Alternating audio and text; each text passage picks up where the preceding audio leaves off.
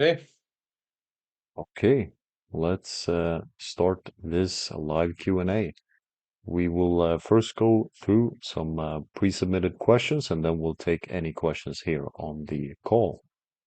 The first question here is from Sherif. The auto ads strategy often outperforms manual ads. However, it can take 1 to 2 weeks to see results. Not all keywords that performed well in auto campaigns will convert in manual campaigns. To accurately assess keyword performance after filtering from an auto campaign, what is a suitable time limit for a manual campaign to understand if it is converting good or not, and how to keep adjusting the bids in those selected manual keywords. Do you have any thoughts on this, Andre? How long do you let an ad run, for example? Yes, actually, we answered that question with Publishers Elite, I think, yesterday. I think it was some sort of the same question. It's not that much about the time, it's more about the clicks you get. So for example, for a new campaign, I want to get one sale for every 20 clicks. So if I, for example, have 20 clicks and 0 sales, it's not a good sign. And then maybe I wait till 40 clicks. And if I still have 0 sales and 40 clicks, I deactivate the campaign. So then I'm fast to deactivate them because it's burning money and it's better to deactivate them. And if you have a few sales, then you can focus on optimizing and lowering the bids and focusing on the acres. But if you really have 0 sales, then deactivate it fast. I would recommend you. That's great advice. I That also answers to your advise, question. Yeah. yes, look at the performance of the ads, so not specifically the time. Okay, next question here is from Andre or Andre. I'm starting down the Amazon KDP journey and it's been a lot of fun so far. I have heard some talk about considering diversifying at some point. Knowing KDP will be my primary driver for sales, what are some other self-publisher sites or avenues, ACX or other audio, Barnes& and Nobles, etc., I could consider for diversifying for Amazon? What do I need to plan ahead to get ready for diversifying ISBN, for example? So there is a lesson on this in the free school course. So, for example, you have Ingram Spark, and depending on where you are in the world, you can get access to ISBNs for free. And also regarding ACX, that is for specific countries. So it's the US, UK, I believe it's Australia and Canada. And then you also have Findaway Voices, which is for audiobooks. So that is a great alternative if you can't publish on ACX. Otherwise, for ebooks, you have Draft to Digital and Publish Drive is another alternative. I would personally focus in the beginning only on KDP, and then when you have maybe, let's say, 30 plus books, then you can consider other platforms. But of course, you can also start with, for example, Ingram Spark right away. For audiobooks, I have decreased the amount of audiobooks that I produce now because uh, simply publishing them on Findaway Voices, it's a little bit of hit and miss if we don't have a great marketing strategy in place. So those are my thoughts in regards to this.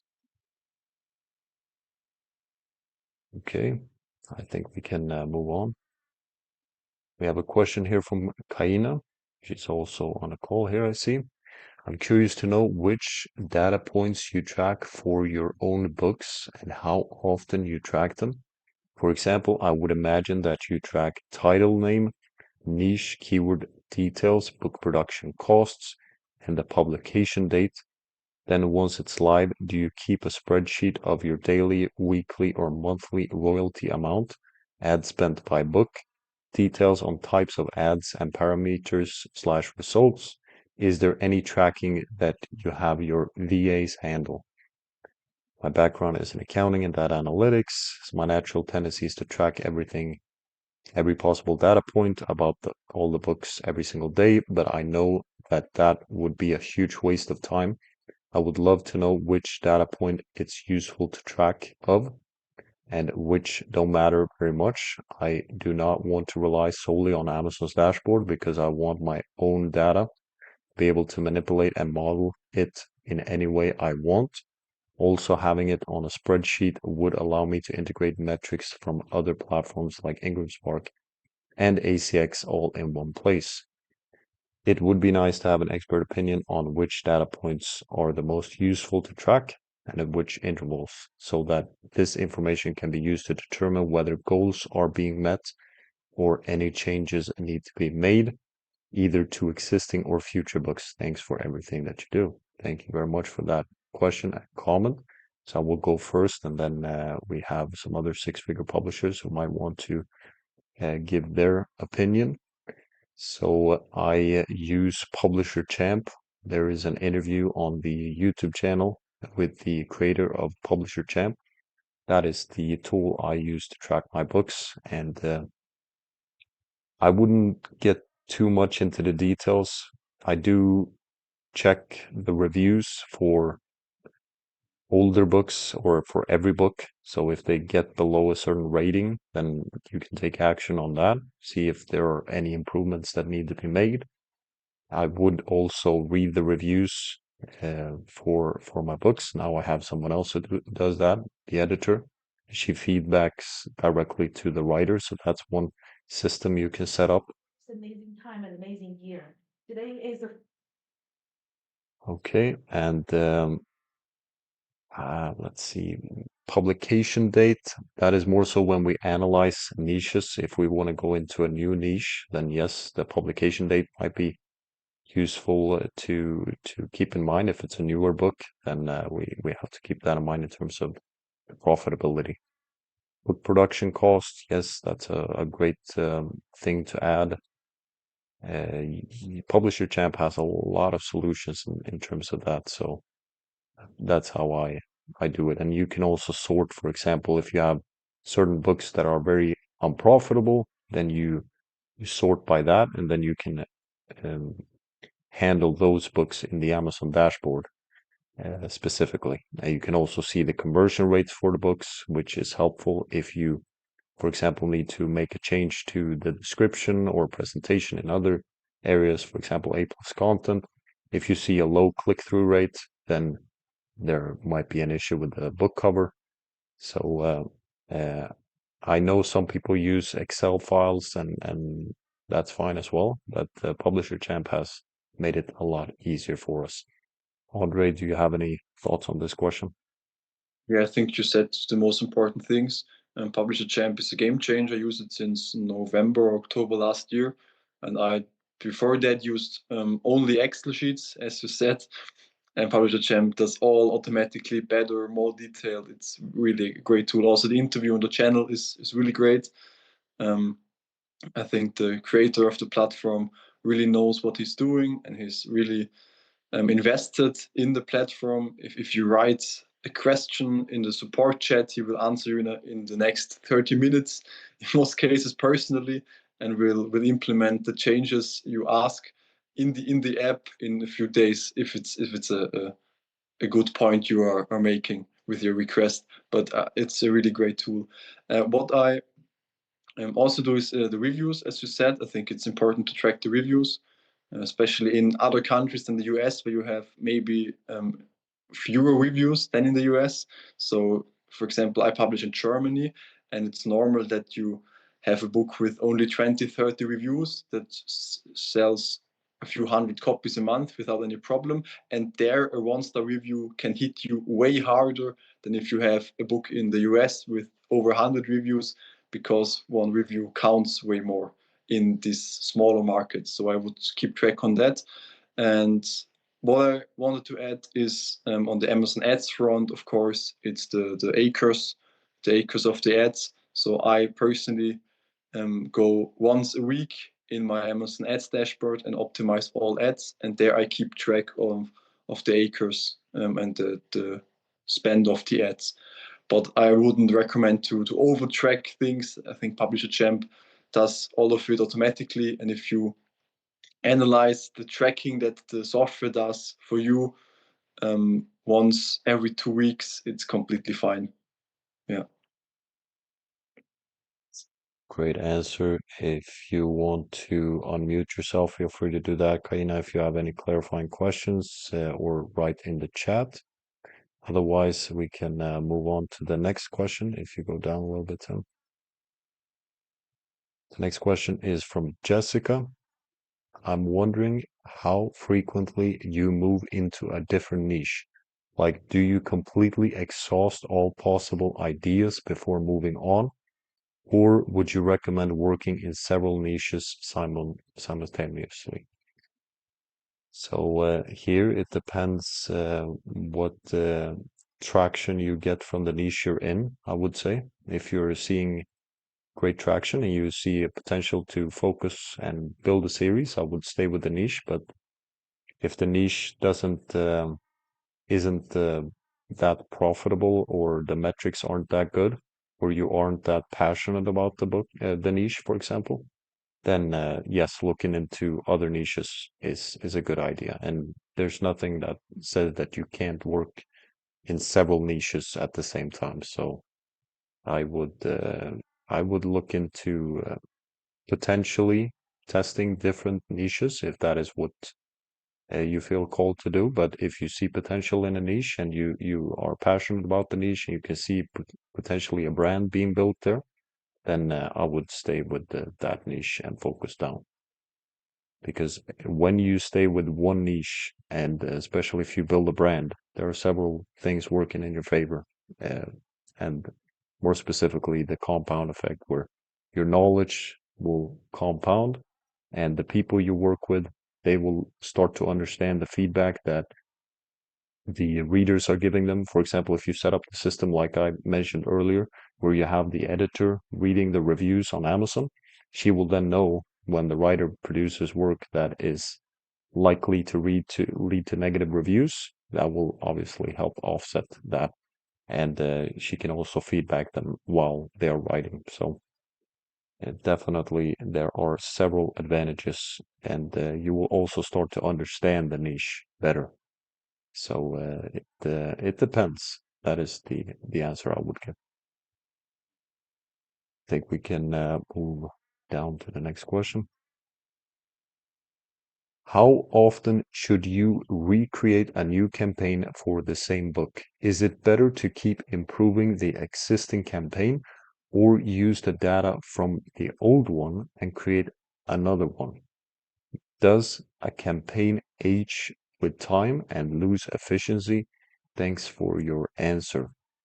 So if you create an ad and then you optimize it and you only remove, for example, you only remove keywords with time, then yes, unless you are adding more keywords or adding more products to target. So you have to think there's always new books being published.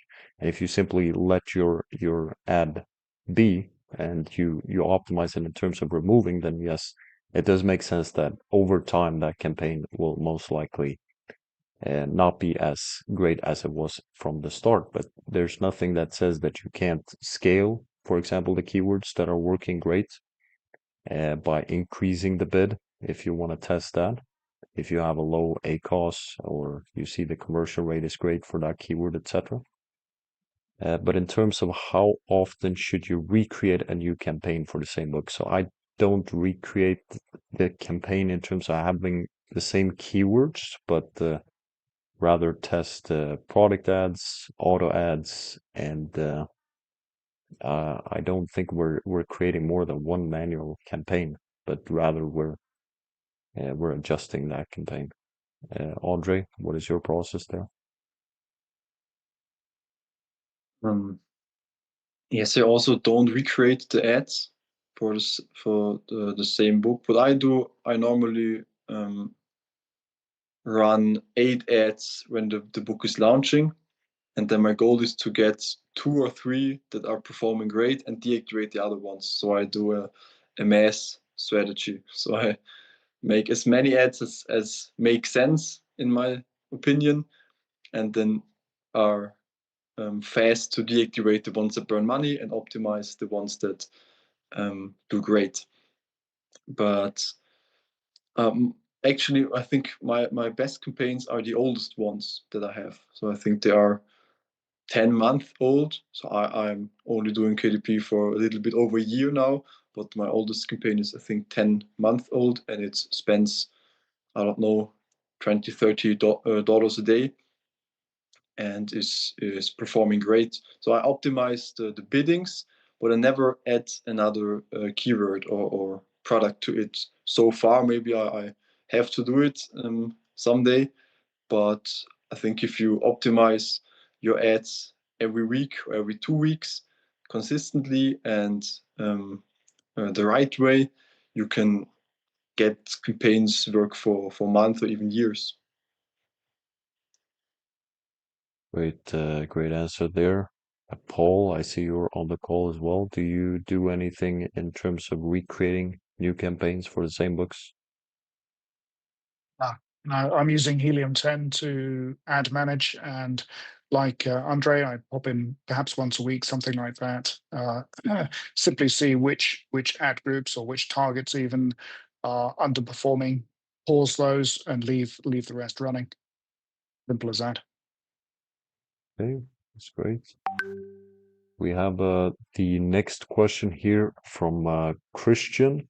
Do you have any opinion on using perma-free ebooks to get visibility for a series and drive sales via read-throughs? It's not allowed to do Amazon ads in the niche I publish adult content, so getting the books out there is something sometimes tricky. I can use BookBub ads, but that messes up the Amazon also bots, even if it drives short-term sales. That's a good point. I'm also interested in your experience with translated books. I'm currently translating some books into Spanish and German. Okay, great question. So I've tested this, and yes, it can be a good way to create read-throughs. Definitely, I see the value in that. And also, if you're gathering email addresses, it's a way to build your email list.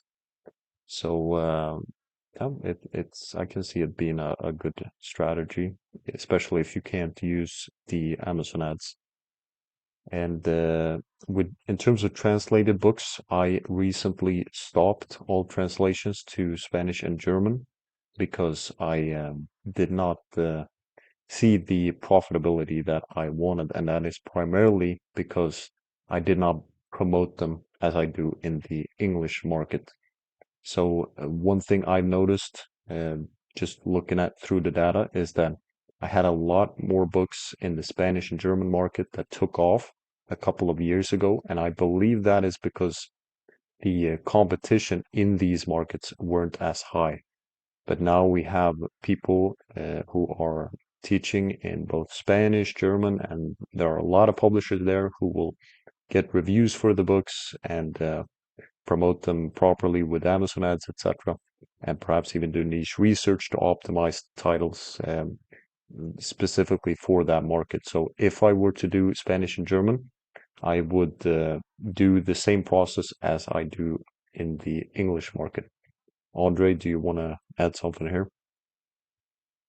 Yeah, I think both markets. I don't know the Spanish market that well, but my main market is the German market, and it's really hard for a person who don't can speak German to get in there and compete, because the German market is very professional. We have extremely high quality books, and to compete with these books just by translating your book without doing a niche research on the German market in the same depth than you have done it in the English market, it's extremely hard.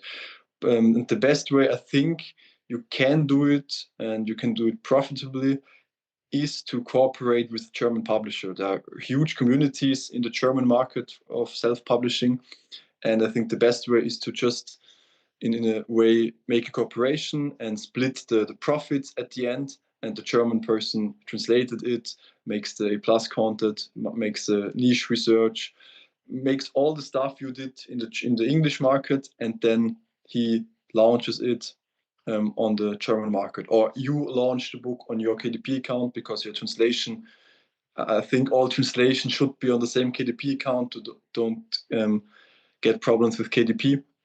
But then you split the profits with the German publisher of whom you have done the cooperation with. And maybe he has German books you can translate into English, and then you have a two-sided cooperation with great benefits for both people. And I think that's the best strategy, just translating it and hoping it will sell on the German market. It's extremely hard, especially because of the reviews. We here in Germany, we don't use sites like Pubi or Bookplace or all these sites because they don't really work on the German market because nobody uses them here. So you don't get any German reviews. And so we need to rely on test readers. So we have to buy the books for people to read them. So we have to pay the amount for the whole book to give it to people. If you have an ebook, it's not expensive, but to do it with paperbacks like I do it mainly, it's very costly. But the German publisher knows how to do this. He has done it for 10, 20, 30, even more books. And if you cooperate with one of them, he can do this and you have nothing to do with that. And it's not your problem at all. So I think the cooperation model, the collaboration model is the best way to do it. In the German market, as I said before, the Spanish market, I don't have any experience in, but yes, that's my perspective on that topic. Okay, great addition. Next question is from Andre. Do you ever give up on advertising or marketing a book? I have one that is in a niche where the clicks are very expensive and competition is probably too high for me to have entered. I redid the cover, got more reviews, and this one just isn't selling. What is your cutoff point? 2 to 3 months? Yes, there's a concept called the sunk cost fallacy. So if we have invested a lot of money or time into a book, but it doesn't give us the results we want, then we will tend to continue and fight for that book, maybe when it's not really worth it. So sometimes it's good to think from the perspective with the new knowledge you have gained since you first went into this niche. Would you go into this niche again? And would you publish a new book in this niche from your knowledge, from the knowledge that you have now? And if the answer is no, then I would most likely move on to another book because perhaps when you did the niche research, maybe you didn't check page 2, 3, 4, 5, 6, etc., and you didn't see all the books that weren't selling. That could be something. Or you didn't take into factor the advertising cost, the cost per click. So perhaps it was too high. And that is how I would approach something like this. I don't put any time limit to it. I more so go with the gut feeling, and I aim to always keep the sunk cost fallacy in mind. Any additional thoughts on this point from Andre or Paul? I know you've done a lot of films. Is there any experience there that you have? Did you ever give up on marketing a film or anything after a certain time? Or? Well, as a director, I was normally just hauled in front of cameras and journalists to kind of give a bit of spiel on the films. So fortunately, I didn't have to do too much of the marketing, in terms of the actual organization of the marketing. But sunk cost fallacy, absolutely. It's so seductive when you, particularly if you actually like a book as well. If you like the cover, if you like the book, it's very tempting to run with it too long. Yeah. And I think actually for me now these days, it's the golden figure is ACOS. Basically, it's just in conversion ratio maybe, but particularly ACOS, it's like, ACOS not working, bang, goodbye. Yeah, it just goes. Yes, it's exactly like Paul said. I do it exactly the same way. If the ads don't work at all, then I'm fast at that. I think it's important to cut that emotional binding to the book. And when I launch a book, I'm working on 2 new books, so my emotions aren't too tied to that one book I launched, and then I can faster cut it if it's really necessary. Yes, we have to remember the 80-20 rule.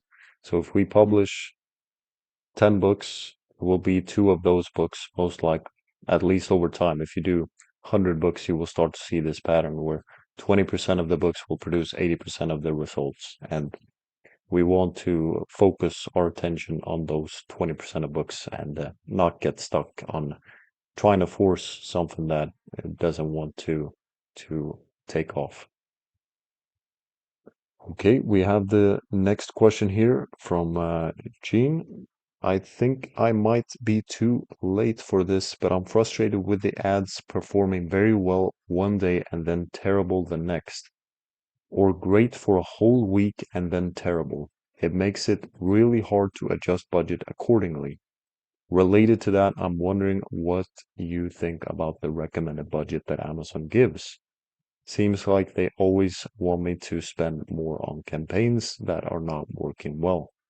So I can go first shortly here in terms of the recommendations for the budget that Amazon gives. I do not follow that rule. Will be interesting to hear if someone else uses that, but I don't base it on that. And going well one day, terrible the next. If anyone here has any experience on that, feel free to share as well. Not that extremely. So it sounds very like it's an acres of 100 today and 10 the next day. I have never had that in that extreme form, but I always analyze the data of the last 2, 3, or even 4 weeks if I adjust the bits. And I Yes. think it's important how the ACOS is for last Tuesday or Monday. I think it's important to focus on a time frame, for example, 2 weeks or 3 weeks, than on single days. Because if the performance over 2 weeks is great, then who cares if it was one day really bad? It's a great point. Paul, do you have any thoughts on this? Have you seen any patterns with the Helium 10? Yeah, I've noticed ACOS is certainly fluctuating, day to day. They can fluctuate between, say, 20% and 90%. And so, as Andre said, absolutely have the look back period. I would say being at least 2 weeks to 2 weeks to a month, perhaps, as the look back. Sometimes I'll check in the last 7 days just to get just for curiosity. But I know that really, in terms of discipline, one should one should have a wider framing basically to make the decisions.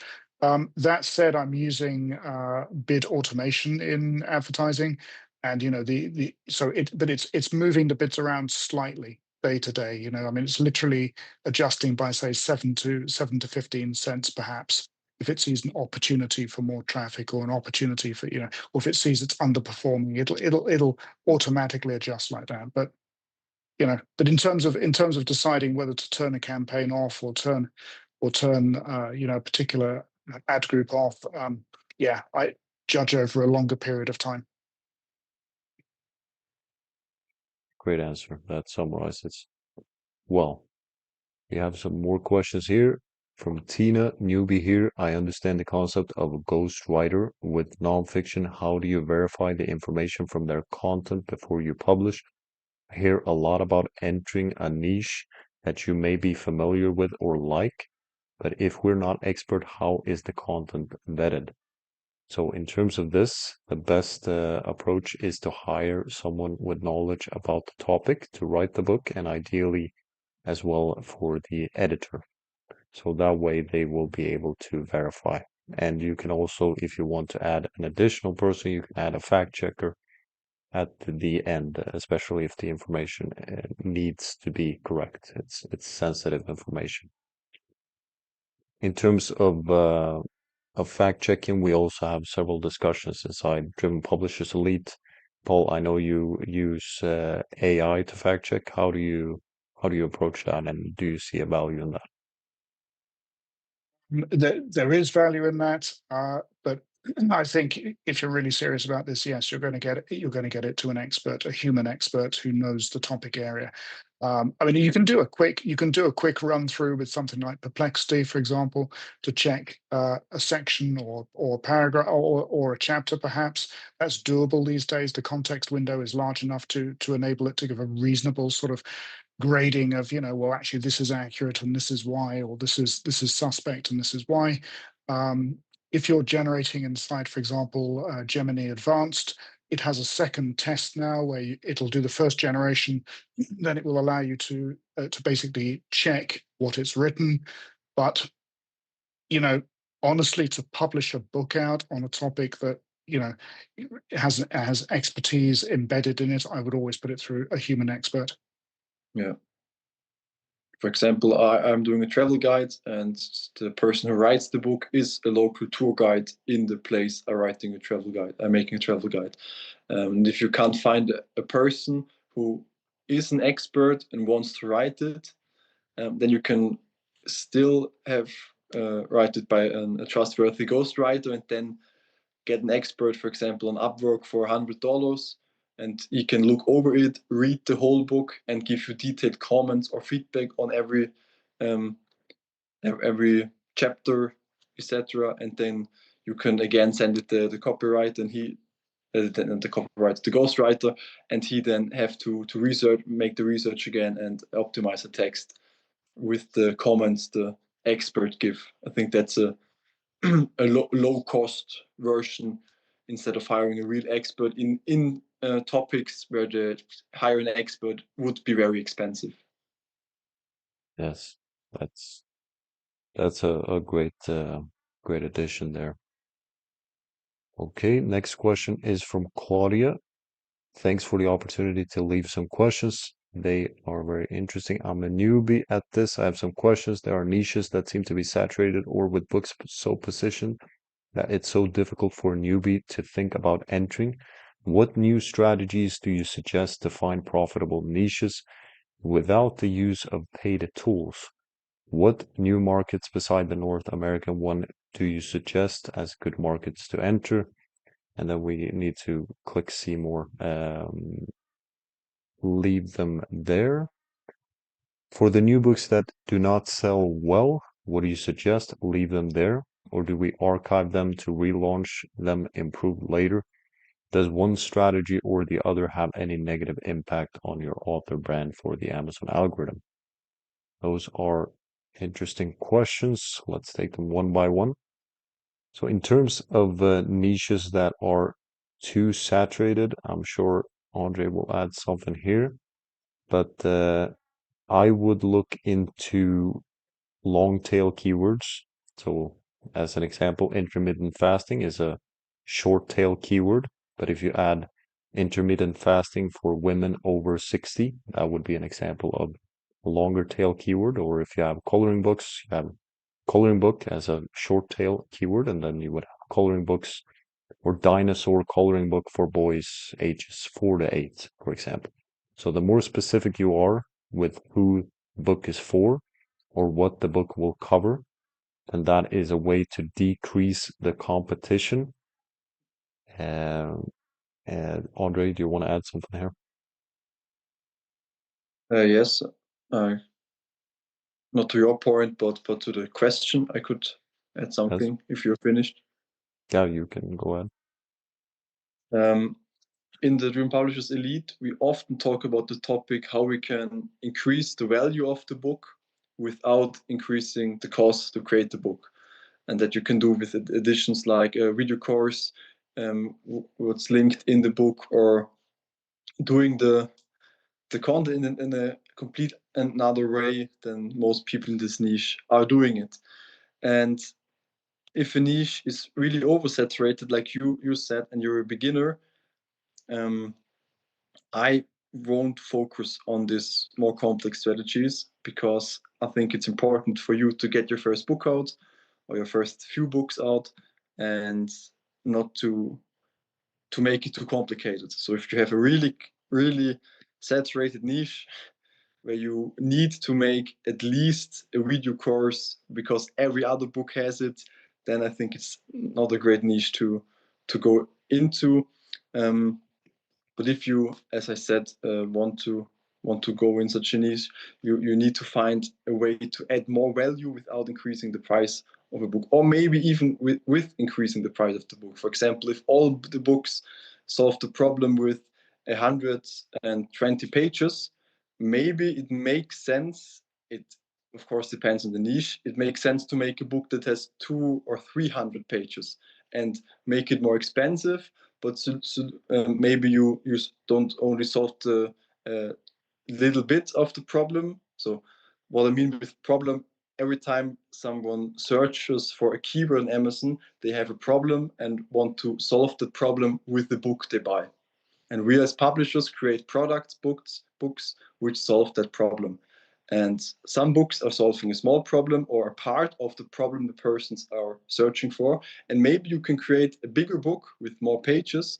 So it's a whole new type of product in that niche. So all the other books, maybe there are hundreds of books and really big competitors, but your book isn't one of the same type as these books are. It's a completely new product which solves the same problem, but maybe even better and more of the problem.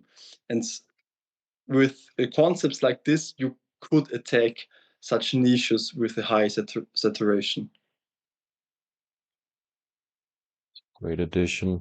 And in terms of strategies, do you suggest to find profitable niches without the use of paid tools? I advise search for driven publishers, niche research, or something like that on YouTube.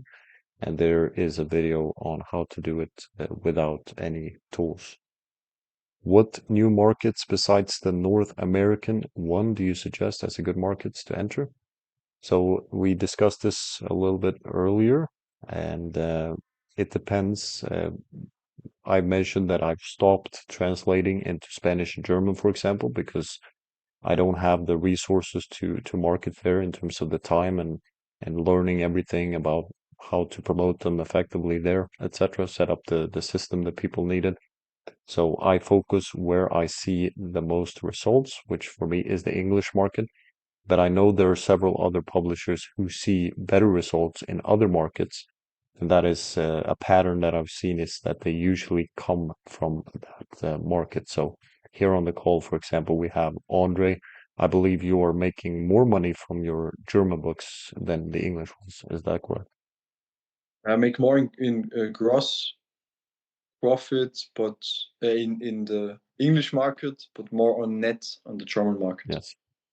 So that's a good point that the ads are usually more profitable if you can get the books, but you ideally want to go in with the same process. So you do the niche research, you promote the book, and you do everything to a high standard. For the books that do not sell, what do you suggest? Leave them there, or do we archive them to relaunch them improved later? So if the books do not sell, then I leave them there. If the books are getting complaints or, for example, bad reviews, then I update the books. I've never relaunched a book. So I simply update the manuscript on KDP and it becomes as a second edition, you can say. And that's how I do it.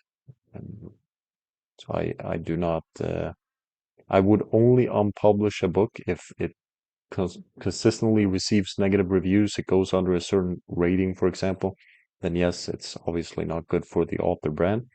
In terms of the Amazon algorithm, I have no answer to that. I haven't thought about that. Any additional thoughts from anyone here on the call? Okay, can move on to the next question.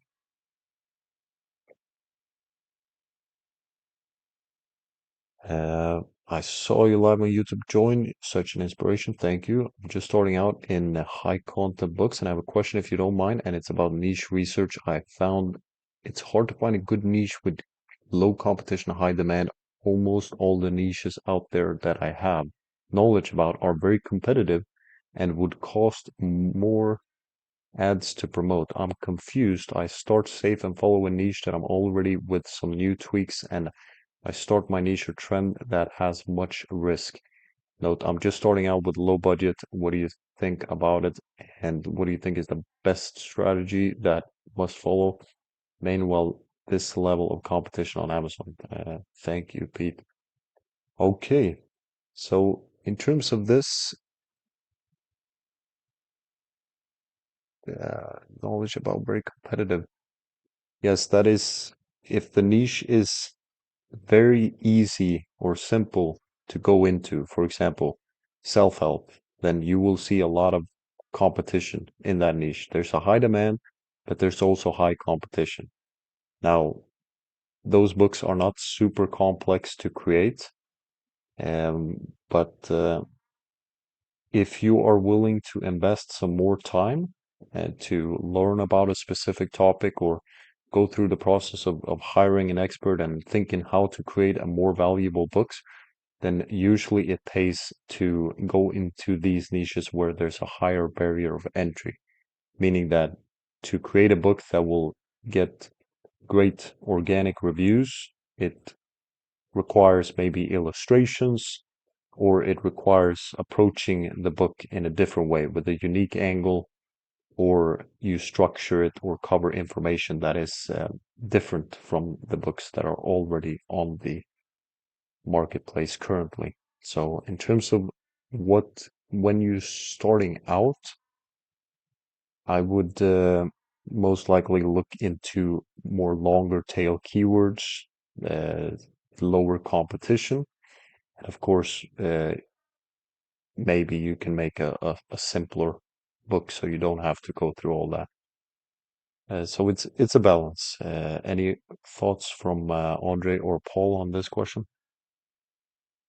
Yeah, I think knowledge isn't that important about the niche. I think you don't need to know about the niche you publish a book in. I think interest is way more important. So to be interested in the niche, especially as a beginner, I think it makes sense that you are interested in the topic and then teach it yourself. If you don't have the money, you can teach it yourself by via videos or even AI. If it's not that technically, of course, you can't write a book about curing cancer, for example, or some medical books. I hope that's logical. But you know what I mean? If it's a topic you can teach yourself and you're interested in, I think you can then publish a book there without that high cost. And about the low budget in general, if you don't have the money for ads, I think that's a problem. And I don't know if I'm the best person for this question, but I would recommend to earn more money with some kind of a second job or something that you can invest it in the business. So I myself have done that route to I took a second job to make more money to boost my books last year because money was the problem and not the book creation. So I had enough books, but I haven't the liquid money on my account to really market all the books. So I earned more money from other sources and then put it in the ads. And I think that's the method to grow the fastest, but it's a method which you have to take in the work. So I don't know if it's a nice answer for everybody, but I think it's a productive answer. That's a great answer. So, for example, let's say you're creating a book about how to solve a Rubik's Cube. You don't necessarily need to know how to solve the Rubik's Cube. As you begin creating this book, you will learn as you go.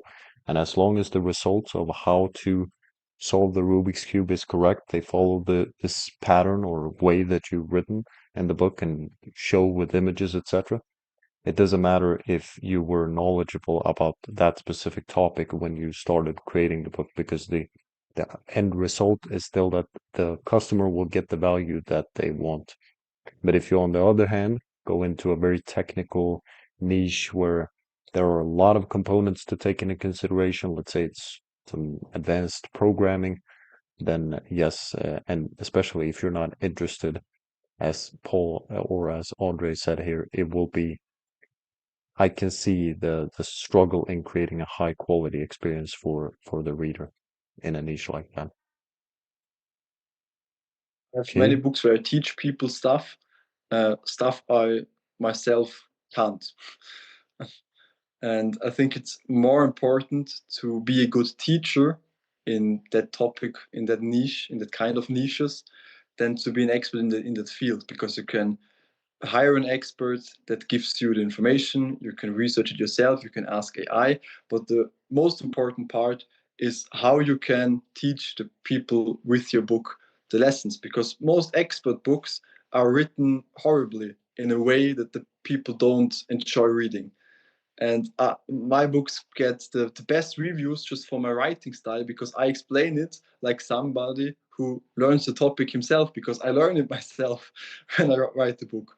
Of course, I don't formalize it that way in the book, because I use the experts' knowledge to really make a great book, but the people understand what I want to tell them, because I myself learned it a few days ago, and that's how I can explain it in an easy, understandable way. And I think that's even an advantage if you're interested and want to go this extra step to create the book.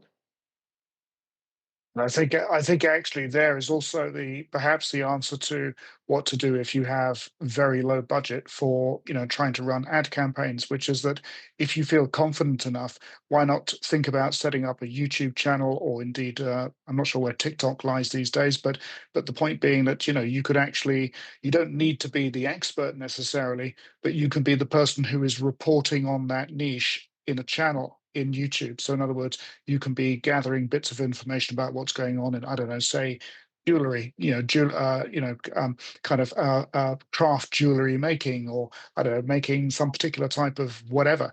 And you don't necessarily have to be the uber expert on it, but you can actually interview people, for example, in the niche who do know about it, right? In your channel, and perhaps build up an audience that way, and in that way start to accrue the possibility to then market your books. Yes, great points. So one value is the presentation of the book. How is the information presented and what experience are the readers having? Because I'm reading a book now, it's a business book, and to Andre's point, it's very dense. It's a lot of research that it's referencing, a lot of case studies, a lot of examples that I don't think I need. And I'm having to scan through the book because I don't want to read it word for word. And for me, that book wasn't a great experience. Now, for some people, it might be a great experience, but there are different target audiences, and you can find a way to provide a lot of value just by the way you are presenting the information. Okay, let's move on to Marie's question here. How are you dealing with Rufus' arrival? I will probably change the game a lot in terms of ads. Do you have any thoughts on this, Paul? Gosh, I don't know where.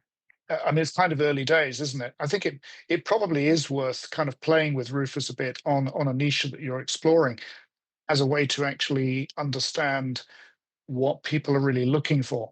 And I think that if you can figure out, if you like, there's the surface level problem that someone might have with a particular niche, but if you can figure out what the real problem behind that might be, or how the layering of that problem might get deeper and deeper and deeper, then you can use Rufus perhaps as one of the tools to sort of explore around in that area.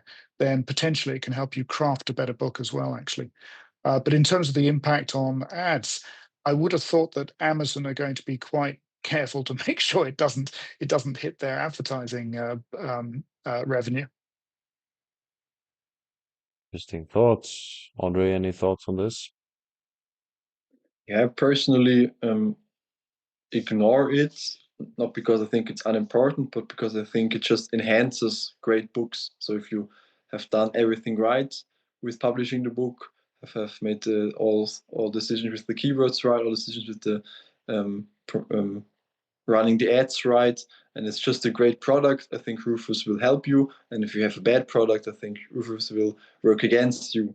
And so the focus isn't on this new function of Amazon, but the focus is to make great book. Great thoughts. Okay, are those the final? We have another question here. Questions: which review sites would you recommend for books which were published a long time ago but were not marketed? What company do you recommend to get ebooks into libraries? So in terms of the review sites, I believe there was an update not too long ago, and the recommended source after that was Book Bounty. That was in alignment with the KDP guidelines. I'm not sure, has there been any update on the other review sites? Anyone that has information on that? I got an email from Bookblaze today, actually, exactly reinforcing that they are now in alignment. I use Book Bounty as well, which is excellent, but I also use Bookblaze, and Bookblaze are now in compliance, or they say they're in compliance.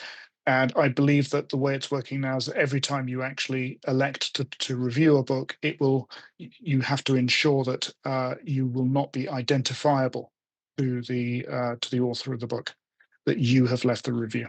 That's the central issue.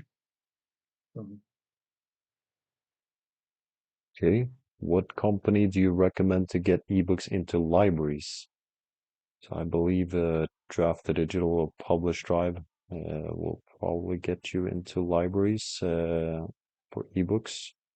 So that is what I would look into. Okay, those were all the questions on the call. Do we have any additional questions here? Okay, that was it. Then thank you very much for attending this live group call. This both Paul and Andre and Tim as well are a part of Driven Publishers Elite. They are inside there. So it's been great to have you here as well to help me answer these questions. And now, if we will launch Driven Publishers Elite in March, I believe, March 1. Beginning of March. Beginning of March, yes. Please. So well, maybe we can end with Andre and Paul's experience of Driven Publishers Elite. You can share a little bit. How's it been so far? So I'm a relatively new publisher. I've only been in KDP for about 6 months, and most of that has been medium content so far. Frankly, DPE, Driven Publishers Elite, is the place to be if you're doing high content. And the reason for that is that you have access, extremely useful access and regular access to people at different stages of the publishing game, but importantly also to people who have years and years and years of experience and proven success over those years, right? And there's no substitute for that, because if you can save yourself weeks or months or potentially even longer in trying to figure something out, when actually there are people all around you who basically can shortcut that in literally in one call. There simply is no substitute for that. It's an extremely good investment. So yeah, I mean, just thoroughly recommend it. It is not the same going into simply an online course, an online program, or even I would argue something where there's just occasional meetings or occasional help. This is an active, helpful resource and community. That's it. Thank you very much, Paul. Audrey, do you have any final thoughts there? Yeah, I think Paul found the perfect words.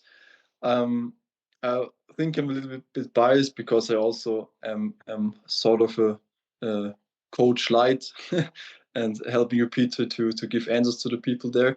But what impressed me is how active all is. So every live call, we say it will go around an hour, and then it goes 2 hours. So every time. And I think that's amazing. And you see the fire in the people. You see that all the people, even the people who are very advanced, like Cheryl, for example, or even Ian, who also started less than 2 years ago, but makes lots of money with KDP, over 40,000 in December, I think, in 1 month. And they are really invested and really giving all the best tips they have free in this, in this community, and just share everything. And I think that's the best place to be if you're a publisher, especially for the price. It's completely amazing. You have the WhatsApp chat. You can ask everything in the WhatsApp chat, and Peter, you will personally give them a feedback. That alone is extremely valuable for the people. I can also say something from the perspective of someone who's just starting out with publishing. I've been in every single group call you can see here on screen, and just being in these group calls, asking questions and just listening to other people's discussions, it just expands your view on everything. And I came in now with basically an overview of everything that's important, and I can get feedback inside the group calls, get feedback from Peter directly. I think it's incredibly valuable, and all these courses, I think also for a beginner, this is a unbelievable way to expand your view on so you can get the whole landscape of possibilities, what is going right now, how is AI developing. I think Paul right here, who's in the call, he's on a top level when it comes to leveraging AI in publishing. Some people who are watching this right now might also have seen Paul's interview on YouTube where he gave away some secret sauce. And yeah, just being in these calls is, I think the calls are the most valuable thing. Just getting direct feedback, listening to advanced publisher discussions. It's crazy. And all of these calls are 2 hours long. So I've basically spent like, I don't know, too many to count, but yeah, lots of hours listening to discussions. Yeah, Tim, I think you know more about publishing without have published one book than people who have published 20 or 30 books. Yeah, that's how I feel as well. I saw your cover. Those were, I've never seen a publisher start with that great of a cover. Or I couldn't read it because it wasn't in English, but I assume with Andre's help, your niche is on point and everything as well. So It's a really great cover. Yeah, it's Uh, really an amazing cover. yeah. Listen to Paul's advice and used ideogram and used the canvas function and there's like this, I don't know what it's called, magic pen function and stuff. Mm. When you learn how to use ideogram and maximize the use of all the features, I think it's a crazy way. I mean, I come from a graphics design background a little bit, but I think it's also relatively beginner friendly. And yeah, when it comes to covers, I can definitely recommend using ideogram. By the way, I've also resolved the character consistency problem right now. We've talked about in the elite group call. Just to outline it again, I had this one character on the cover, and I wanted to be in the interior design on several pages. It's a little bit too complex to explain the complete process. I found this YouTube video, and it's too long to find. But I cannot recommend Midjourney for character consistency. It does okay, but it fails with little details like shoes and stuff. But I can recommend it's a combination of ideogram to create the character. Then you have this other AI tool, it's called something like Halui or something, and then you can create videos of that character where he turns around, so you get different positions of the character, side view, back view, front view, and it keeps the character consistent. Then you take screenshots of these videos of all different views, and then you go into open art, and then you train your custom model for your character, and then you can do everything with your character and because it has every angle of your character, and it can perfectly put him into different situations, different positions. Yeah, I can really recommend that. Just look up on YouTube character consistency, and then you will probably find that video.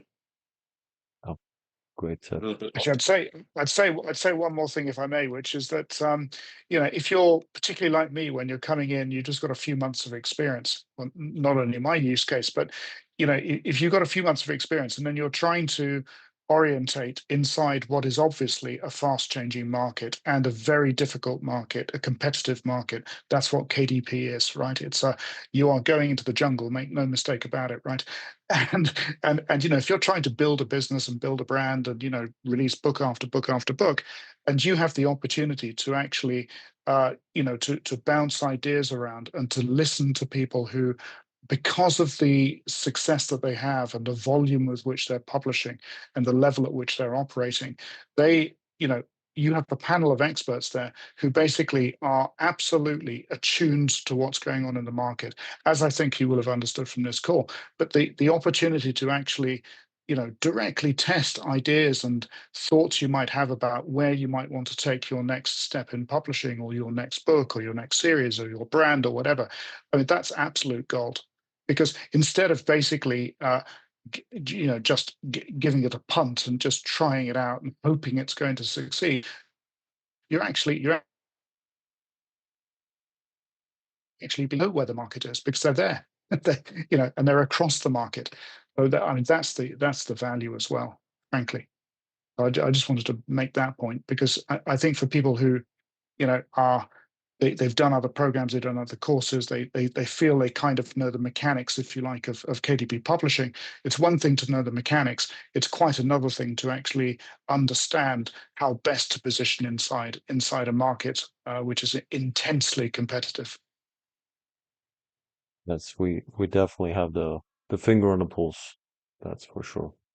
And this is in essence what I wish I had when I got started. The connection, even now, this is extremely valuable for me. Even 9 years into publishing, learning every single call, and the value I see is different perspectives and different approaches.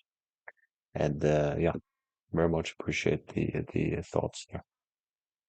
Okay, so that will do it for this live Q&A. Hopefully we'll have some more as well. And yeah, thank you very much for watching the video, for anyone who's watching the YouTube live, and see you in a future video or call. Thank you, everyone. Thank you. Thanks. Bye. Bye-bye.